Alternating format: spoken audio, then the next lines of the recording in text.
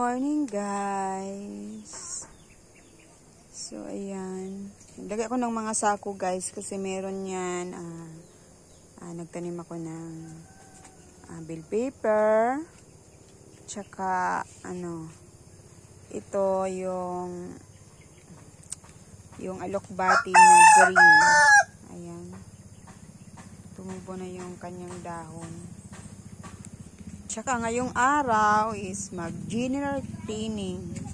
So, nung mga nakarang araw, nakapaglinis na rin kami. Pero, sa ngayon, yung araw, medyo konti na lang yung lilinisin namin. Kasi meron daw inspection sa bawat bahay. Parang bahay-bahay nila yung kung saan ba nila tinatapon yung basura. Kaya ito, ayan yung mga lagay ng basura guys. Nabubulok, recycle, at di nabubulok. At yung mga nagsisigarilyo din, yung kanilang mga upusan sigarilyo. Yun. Diyan. Para makita nila na dyan dapat ilagay yung kanilang mga basura. At ito din, say hello Molly. Hello. Ang aking gwardya. Guys, ayan, natutuwa naman ako kasi meron ng isang piraso na papaya na hinog na siya sa kanyang puno, o diba? Sunod na din yung isa.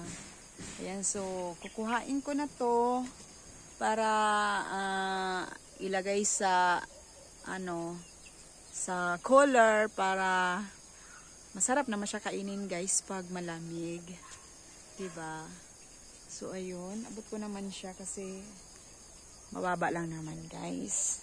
Ayan, kunin ko na yan kasi baka maunahan pa ako ng ibon. Maraming ibon guys. So, pag nakita nila to, sinog na, kakainin nila yan.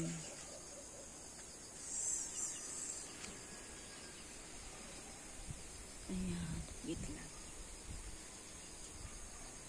Ayan. Marami pa siyang bunga, oh. Ang taba guys. 1 year pala mamunga yung papaya kasi 1 year na din kami dito sa aming dito sa aming bahay. 1 year. Ayan guys, pipitasin na kita. Tumulo. Ayun. Wow. Yan na. Nakuha na din kita. Ayan. Tamang-tama lang yung kanyang pagkahinog. So, ilalagay natin ito sa ref. May sunod pa dito yung isa.